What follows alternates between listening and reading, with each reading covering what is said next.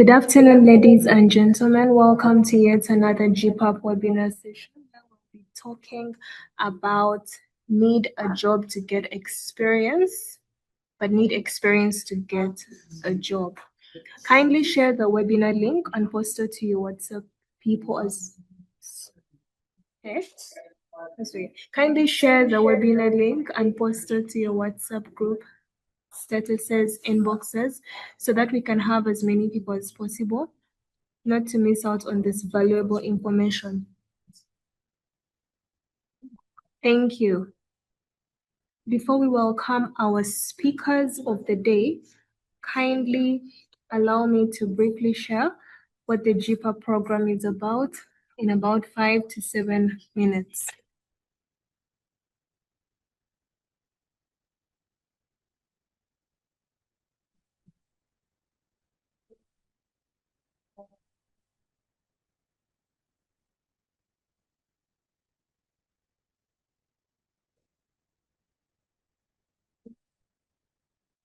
The Graduate Professionals Apprenticeship Program, GPAP.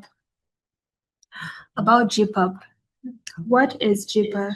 GPAP is a reskilling program providing hands-on experience. Why GPAP? For the experience, knowledge, and GPAP provides you with skills to access work. Who is GPAP for? Graduates, career changers, backists, and university students. When? On a monthly basis.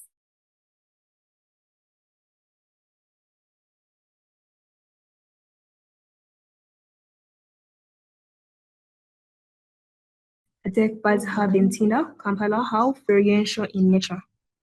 Duration. This is for 3 months and it gives you 2 years of experience within 3 months. And this is ideal for job readiness and navigating workplace hierarchy.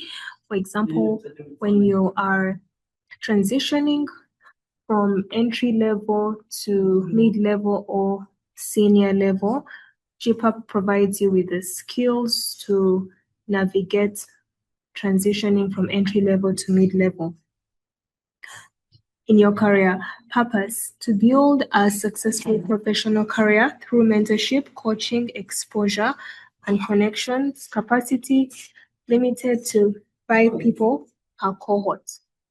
Our story. History. GPAP has been in existence since 2017. Cohorts, 130 alumni from 12 cohorts. Performance, 96% completion rate. Impact story, 87%.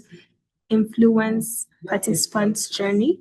Advanced strategy for industry and academia bridge. So GPAP bridges between the industry and what you have studied in school, provides you with the skills. So this is a case study that we have had for the last 10 years. It's a 10-year employment case study for the last 10 years. And the number of graduates we have here is 4 million, number of jobs, 700,000, number of unemployed, 3,300,000. And here we have an example of the case study, the figures that were in the case study.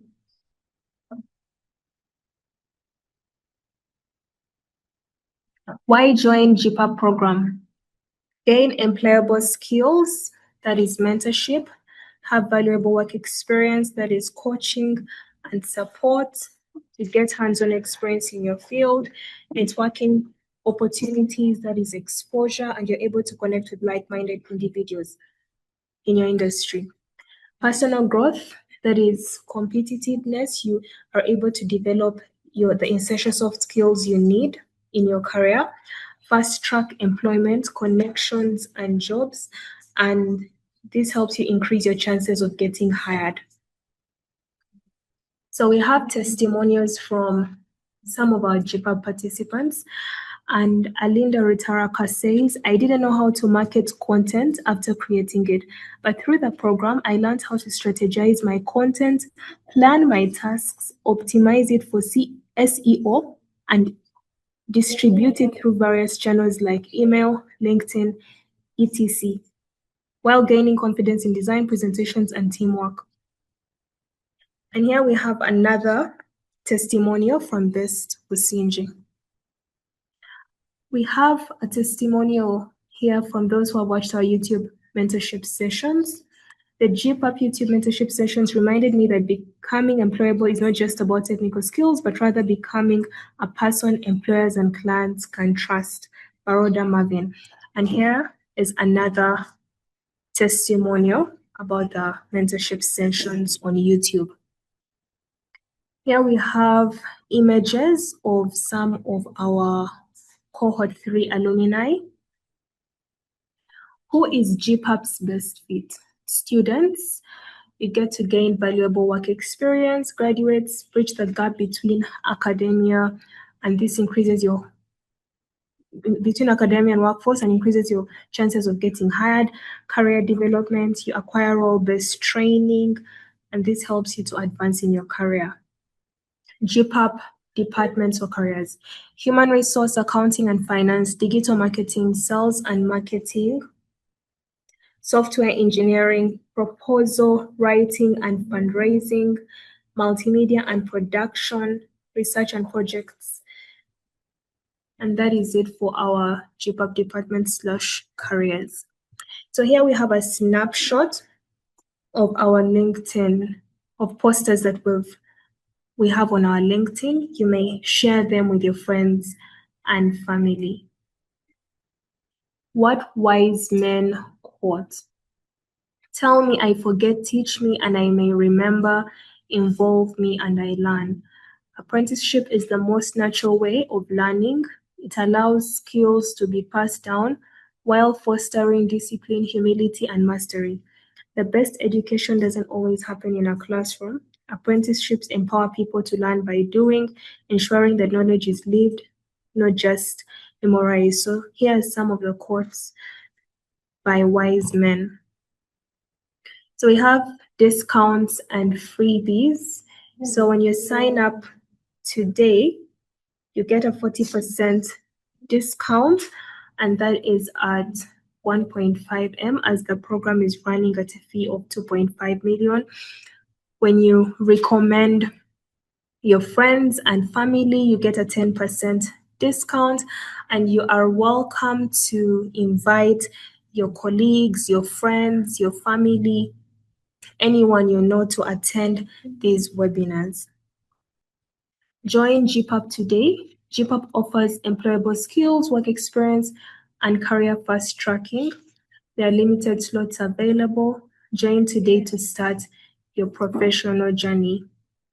Apply here on this link, the link on the screen, and the contact. You're free to contact on the screen and visit the site www.techpathhub.org/GPAP.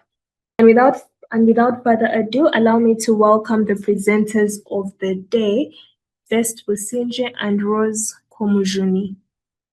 You're welcome to share your insights at the end of the presentation. Thank you. Yes, I hope everyone can see my screen right now. Good afternoon, everyone. So I'm Rose Komujuni, and I welcome everyone who has spared this time to be part of this presentation. Today, we are going to talk about one of the most discouraging paradox in the job market, and I'm going to be talking about it with Best Businje. So I'll go through the first slides, and then she will, she will talk about the rest. So, okay, so this is our agenda. We are going to talk about experience versus skill, internship versus job, knowledge and education. And the paradox, the challenge, employers want candidates with experience, but how can you gain experience if no one hires you? Mostly, employers often prioritize candidates with relevant experiences. So this is everything is rotating around experience and skill. So this is what we are going to be talking about. I need you to be very active in the group. So if you have any comment or any question, you can type in the comment section and then we can discuss. It's very open. We are not waiting at the end for questions and comments. So feel free to type and then we'll see how we can answer. So what is experience?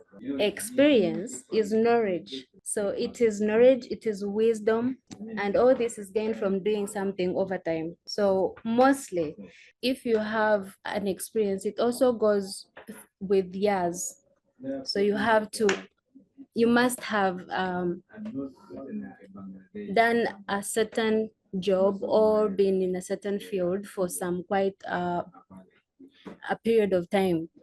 This can be maybe 5 years or 8 years or 7 years or even a year. So in that period, you gain knowledge. So you gain wisdom, as I said. And then as I said, experience versus skills. So this will be time spent doing the task. Then that is the ability to perform a task very well. So this is time gained over time, often in real world settings. So it can be developed through practice and training. This is often job specific. It can be transferable across jobs. So now what I'm doing, you see, often job specific. You can have an experience in a certain job. But you cannot have like experiences in very many jobs. So for example, if you have an experience in music, or you have an experience in digital marketing or accounting, it can be so hard for you to have it in another field. Or you can be experienced in maybe two maximally, but mostly experience has to be specific. It has to be job specific. A skill, we have many skills that are transferable. We have communication skills. Maybe we can also talk about problem solving. All those skills can be transferred in very many areas in the job market. So if you're, for example, good in communication, you can transfer it in music, or you can transfer it in HR, or you can transfer it, because all these skills can be transferable in most jobs that we are looking to or we want to do in the job market. And then another one, measured in years, measured in mastery. Yeah, I mean, as I said before, experience is measured in years. It can be 5 years, it can be 10 years. A skill, you have to have mastered the skill. You have to have practiced the skill. You practice over and over and over again to master the skill. So you may have the skill to write well, but experience in journalism can help refine it. This is a good example, because if you're good at writing, for example, scripts, so mostly maybe in TV shows, or you have TV shows, mostly they write scripts. Most people follow scripts. So if you're good at writing, journalism can help refine it. Most journalists maybe reading news, or even just reading those scripts to make meaningful presentations. And then the relationship with skill and experience, we are saying that why experience develops skills over time. So if you've been working for a long time, for example, for 5 years or 6 years or 10 years, in that time, you're developing a certain skill.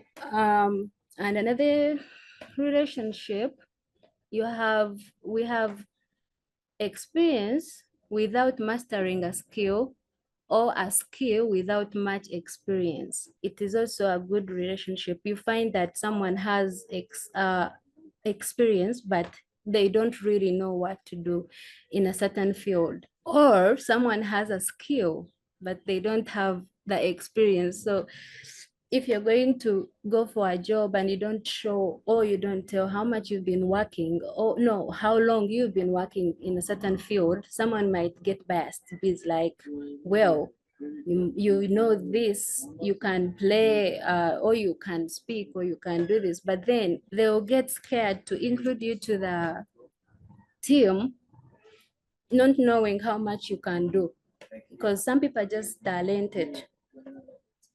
For example, communicating. Some people are just talented. They just speak and speak and speak and speak. So you really need to convince someone that you can do something for them to take you without experience.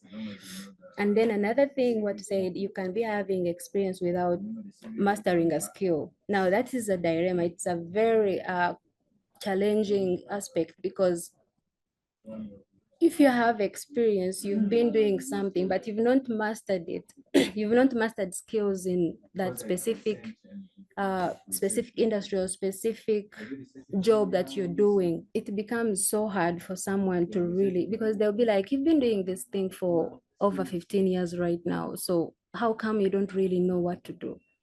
How come you cannot really put things on the table? So it's one relationship.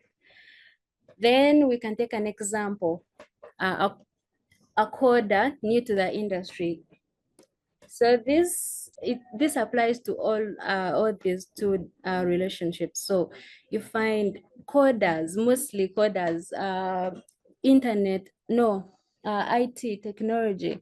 People don't always know what to do completely. You must have studied those things in campus. When you're at the university, they don't really teach you what to do. They give you, most of the stuff is theoretical. They don't put you to practice. So to code something, to put to, and then you deliver it the way it's supposed to be, it's always hard. And then we're going to look at challenges. So challenges, we have limited job opportunities. Most employers, they find it very hard to employ candidates without experience. As I've been saying, if you don't have an experience, some people are already doing this job that you want. They have been doing it, and they are doing it. They have been in the field. So if you come as a new person in the industry, you find that the jobs are not there, or they are very limited.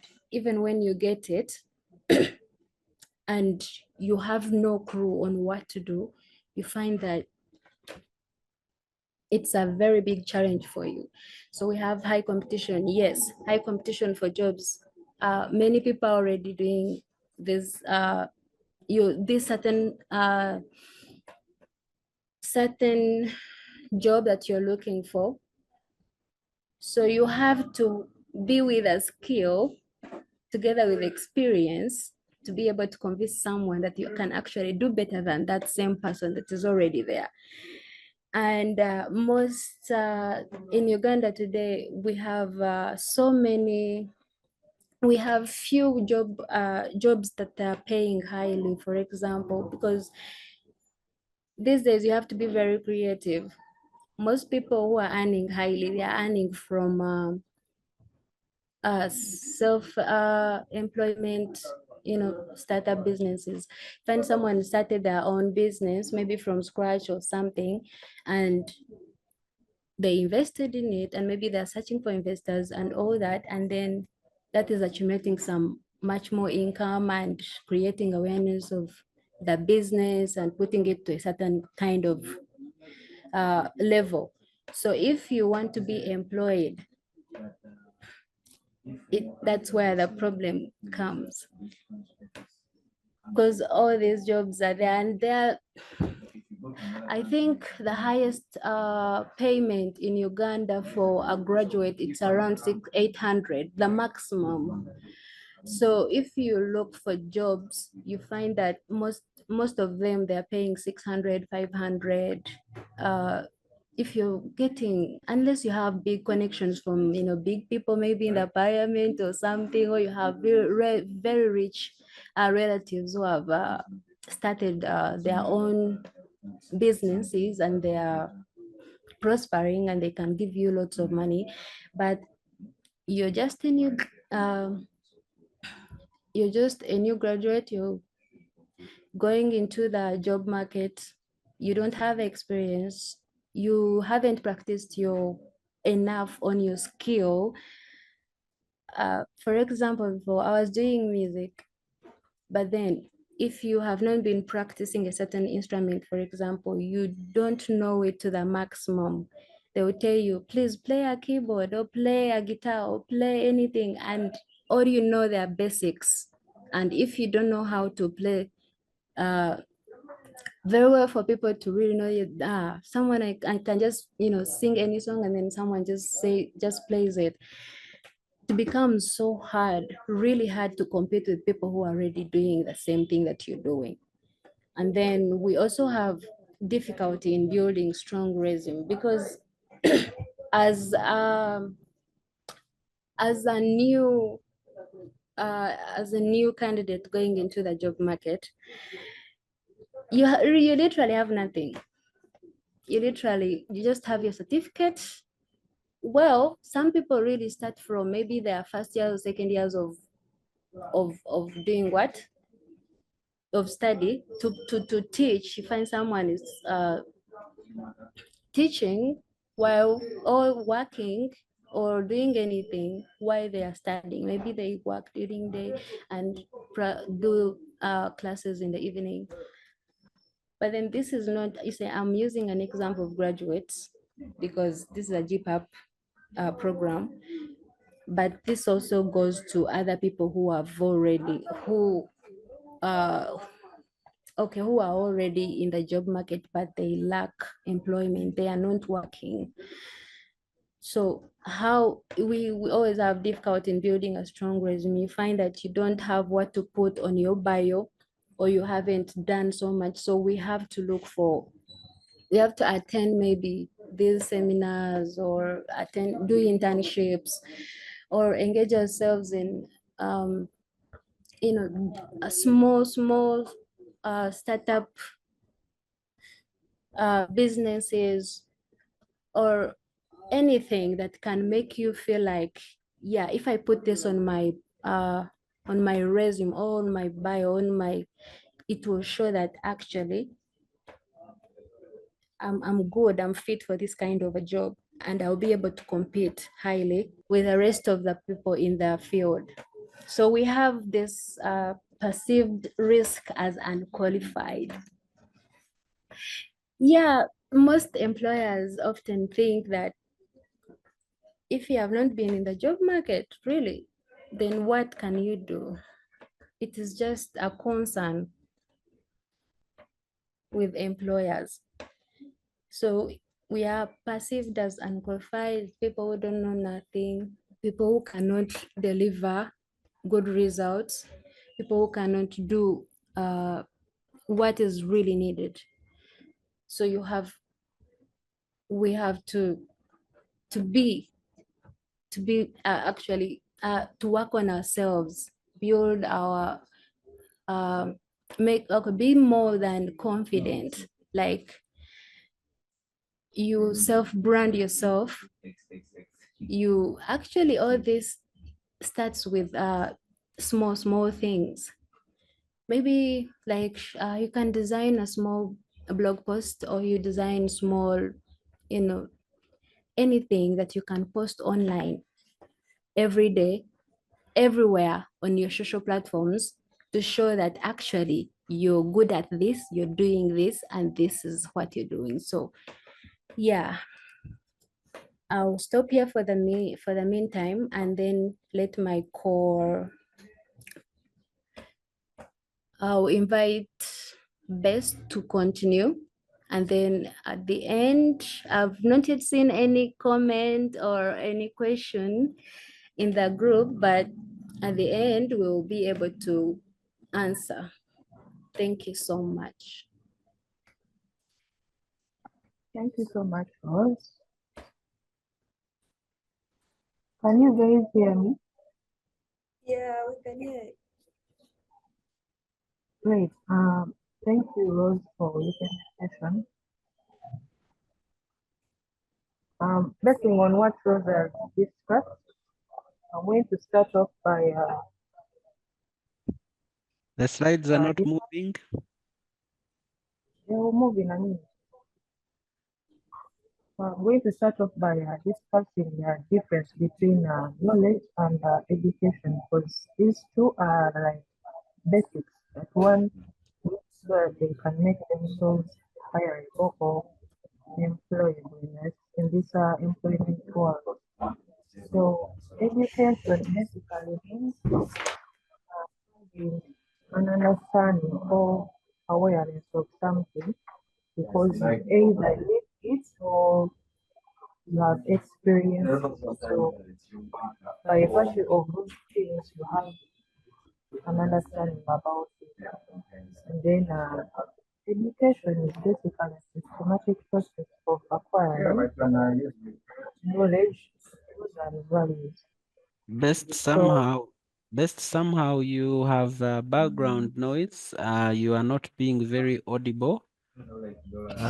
Maybe you may need to change your background or location so we can hear you clearly. So I was saying, as I was explaining, education is a systematic process of acquiring knowledge, and it's usually formal learning. You have to go through school and universities to attain the education, whereas knowledge is simply gotten through learning or experiencing something. You could research about something and also gain knowledge about it. Then knowledge is usually theoretical or practical. Like you can go to the internet, research about something, and then put it into practice for you to be able to understand how it works or how it is applied. Whereas education is structured and curriculum based, like they have a plan for everything. There are lesson plans, there are books for students to study, there are they are plans, so they go through a process. Whereas it's not the same thing as knowledge, because for knowledge you can just wake up and research about anything without having any syllabus to follow through or a criteria. Another difference is your knowledge grows through doing stuff like reading, observing, and also learning from others. Then education may not be translated to the real world, because honestly speaking, there are things that we studied in school but have never been put to use in the real world. And that's the difference between knowledge, that you can learn something and be able to put it out there in the real world. Um, then education basically gives you the tools, but knowledge comes from using the tools that you put in from education. My next slide is talking about internship. Of course, once you've acquired the knowledge and education, you would want to test that in the real world. And how would you do that? You can apply for an internship or a job so that you can put your education in practice. So internship is basically short term, and it's usually more focused on learning skills, gaining experience. Whereas for a job, it's a long-term employment. Like there are contracts involved, there is paperwork to sign, yeah. And then internships are usually unpaid or low paid, depending on the organization that you are applying to. Whereas a job comes with a payment, and then it also comes with a benefit, because you are basically being paid to do a certain task in an organization. which is not the same as internship because they're just there to learn. Then internships are supervised closely, mostly because these people are new in the organization. They do not know what they are doing, so they have to be closely monitored to make sure that they are learning and like they are taking in the right stuff. Whereas with a job, it comes with a greater independence. Like you're not overly supervised, yes. Then you have the capacity to make your own decisions, and then you basically under minimum supervision. Yeah, because they trust that you know what you are doing and that you shall execute the, the job you've been hired to do. Internship is usually a stepping stone to a job because fresh graduates, I'll use an example of fresh graduates because they are usually the ones that apply for these internships. So they go into these programs hoping and seeking to gain experience and learn from those organizations, then in turn be hired or get jobs in the near future. Whereas for a job, you are not there to learn because by the time they are hiring you, they assume that you know what to do. So the jobs come more with responsibilities, accountability, and then you have targets to meet, which is not the same thing as because you're basically there to learn. Internships help bridge the gap between education and employment because once you gain the skills, that the experience, you later become hireable and you're able to be employed after. So my next slide is talking about how you can break the cycle of your skills and experience here, and we can do that by building ourselves strong portfolios. By that I mean, we used an example of a coder. If you're like applying to a company and you want to be hired under the IT department, if you have a history of creating maybe a website on your own and you've used that website, that alone can be a strong portfolio on your name. And once it is presented to the hirer, they can based on that hire you. Yeah. Another thing is to do internships. Like I've explained, internships are very good breeding grounds for gaining experience that you wouldn't have got from before. So by doing internships, you're able to gain skills, you're able to gain experience, and then be able to get hired. Then networking and seeking mentorship. Yeah, through interacting with different people, especially those in high places. They could be not in high places, but interacting with these people in turn leads to you getting the right connections, and they could be used as references in the near future if needed to get hired in a certain company because you know them. Another point is learn in demand skills online related to taking short courses and then get like certifications at the end, depending on how long the courses are. It could be like after 3 months and then you are awarded with a certificate. So if you present the certificates to hirers, they based on that to hire you because they know that you know what you're going to be doing and you have a knowledge of what's supposed to be done. Another point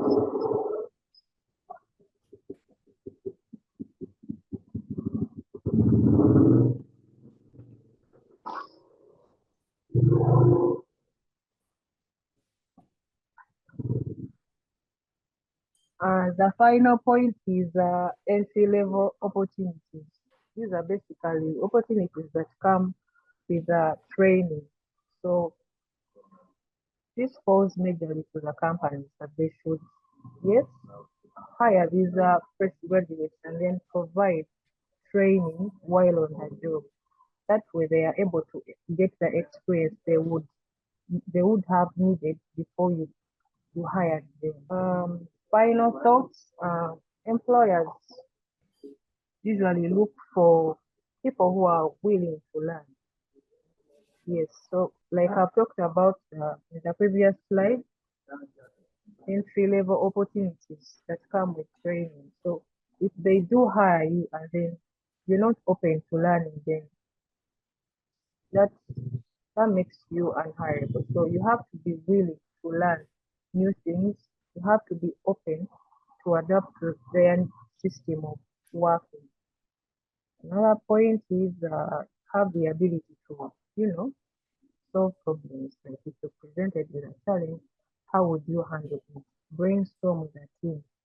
Show them that you can participate if an issue like that arises. Another point is have great communication skills. It could be through the way you talk to people, the way you respond to them, the way you respond to emails, the way you respond to phone calls. Those are all communication skills. Align them and it will be good to go. Then culture fit. This is a relationship to aligning your values so that you can fit into a working space.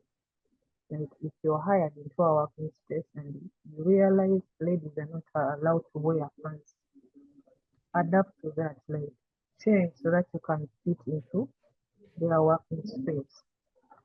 Then tip for you all, combine knowledge, education, skill building, and hands-on experience, and all that makes you hireable and stand out when employers are looking for people to employ. That is all I had for you. Unless there are any questions, please ask away. Thank you.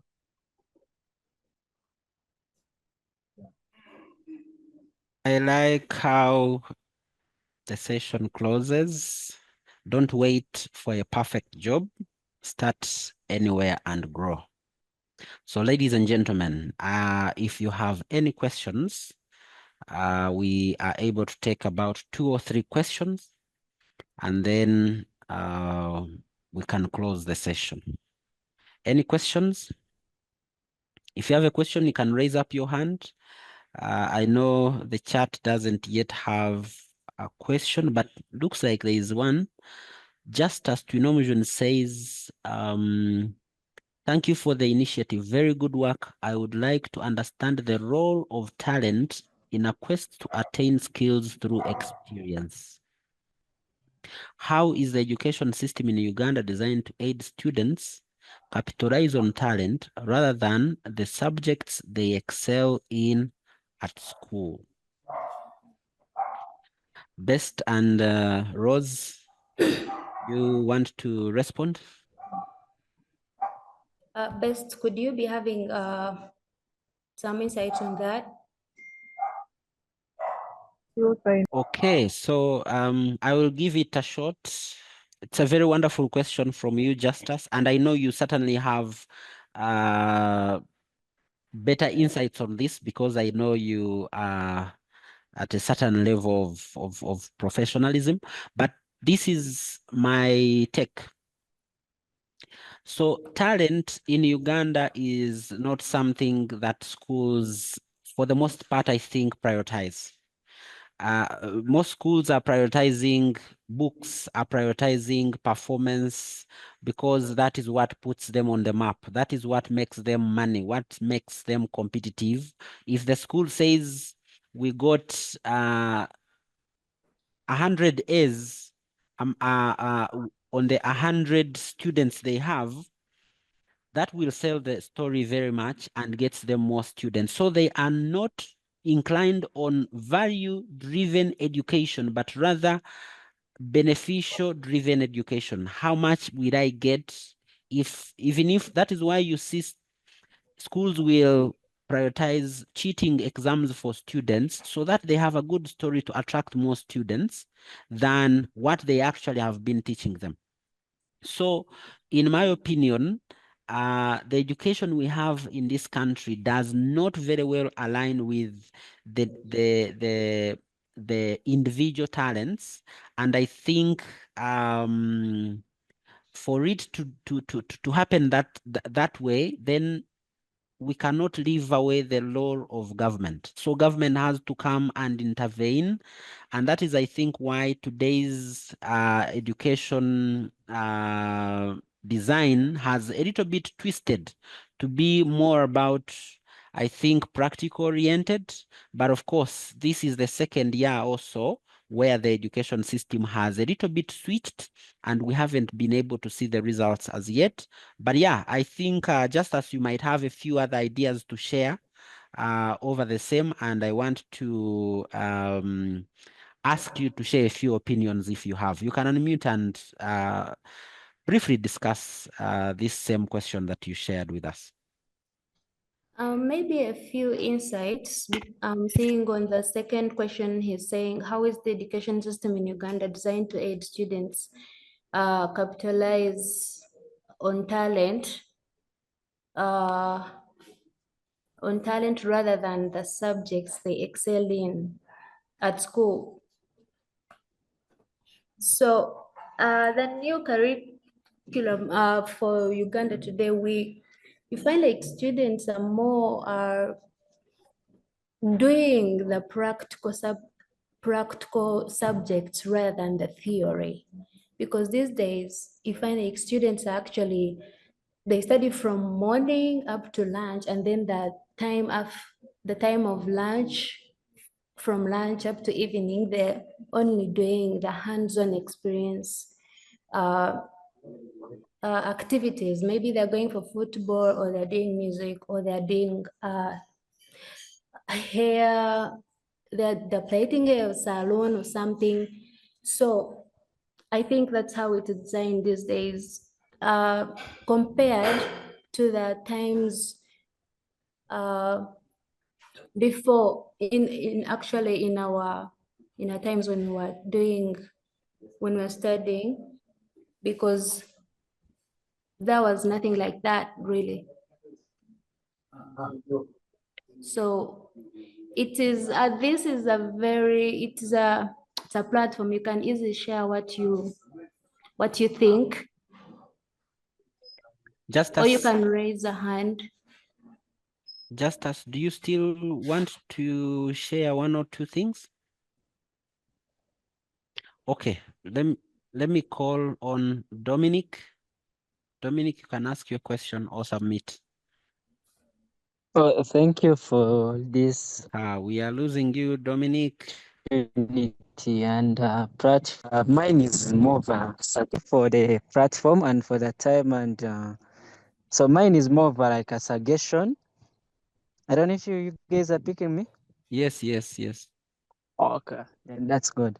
I would suggest that more of instead of, you can guys create like a platform, find a way of linking the people in the private sector or public sector, whatever it is, with the students on board. I understand you're doing that, but that is paid for. And as a person who has ever been a fresh graduate, 1 million is not something so little. So I understand most people utilize WhatsApp and other forums. Find a way of how you can link us, where if someone is looking for internees, someone maybe posts in the group and someone can see that, because there's a gap. I understand that in almost every worker, but not every platform where that can be done. And then my other thing is I would say that one more preparing for after school is currently there is a lot of online material. We can all get involved. You can do a short course. Yeah, you can. There's a lot. You can learn how to code. You can learn how to do graphics or something. It really helps out. Sometimes don't connect, let alone. Yeah, those are my submissions. Thank you. Thank you very much, Dominic, for And I your appreciate suggestion. Yes, thank you very much for your suggestions. I want to read out a few contributions that I'm seeing in the group. Start anywhere. I have applied for things I would have unmuted to give more context, but I'm in a noisy place. I'm going to address that. But I'm a software engineering student struggling to find my footing in job market, mostly because I have manned interests. So I really don't know what to do to hone in on and grow skill in. I don't know what by much, maybe meant I have much interest. So, okay. Yesterday, I watched a video where they said the younger generation, on average, will have approximately 50 career changes in their lifetime in comparison to 20 to 30 for the older generations. That's crazy, but believable to a certain extent because I've not even graduated yet, but I already want to pivot out of the tech space. Many interests. Thank you very much for those questions kind of and contributions. But to start with Dominic, the program could be free, and the only challenge you will find for free internship, for example, is you'll get into this place and no one is even willing to help you. You are just going to be there, and the best you can actually do is serving tea. By the way, I think the participants or the presenters didn't introduce themselves very well, but they are part of those who are on program. And I can imagine how many of you could tell that they are one of those who are on program of GPAP. Certainly not many of you. So where, for example, in any other engagement, would you find someone who is at apprenticeship level able to deliver a session just like this? Yeah. So the challenge with many so-called internships at university, they are just for the system to pass through the system. There is not much. If you find an opportunity in Coca-Cola, for example, in MTN, where they say they have a graduate program, I definitely encourage you go and do that because they have hired experts as well as facilitators who are paid a lot of money. The program is very expensive, I can assure you. But because they know they have the budget and they are looking for best talent, they will risk have 100 people because they want only 5 out of the 100. Because the truth is finding the right talent is very hard. So they will rather risk it on 100 and get the best 5, which is okay. But how many organizations can afford that? Not many, I can assure you. And the reason for the program being paid, I think, is because of these different engagements opportunities and also the work involved. For example, another context could be you say that 1 million is very expensive. I can assure you it is very small. You have been in the ecosystem of education for 20 years. How much have you spent during that period, for example? From primary one, your parents spent over an average of 20 million for a low school kind of. High end, it is even above 100 million. But when you say that 1 million is very expensive to be part of the program, I can assure you that you are not putting into perspective of the past, trying to search for education for 20 years, and out of the 20 years, you can't be employable. So I can emphasize that you need to certainly also look at it from that angle. And for Kyla Nkizi, who says you have applied everywhere, that is the paradox we have been talking about today. For you to work, you need experience, but to gain experience, you need to have worked. Now, if that is the case, what is the recommendation? You need to find places where you can offer your services. You don't have to get it as a job. Identify those places where you think you can generate value. Go offer what you think the value you go offer the value you think you have, and then that is like a test for them. After 1 month, if you feel like you have contributed much, tell them I have to leave. Definitely they are going to say, we are giving you an offer. How much do you want? You will tell them, okay, for starters, I want maybe 500,000, but that is on a condition that can grow in 3 months. But at first you gave them a free sample. That is if you believe in yourself. The places and opportunities are there because employers are looking for right talent in vain. They will even say we are hiring. They get hiring companies. They bring people. But at the end of the day, when they bring people who are saying we want 5 million, and yet their budget was 1 million or so, they will not afford the 5 million because they don't have that budget, and they will end up being given people who have no experience whatsoever. And then they will say, the hiring companies we got were not also very efficient enough. So it's a paradox, yes, but you have to find creative ways for which you can approach it. And on the aspect of career changing, of course, times are changing. AI is replacing quite a number of jobs. And should someone again tell you that AI is not here to replace your job, tell them anything.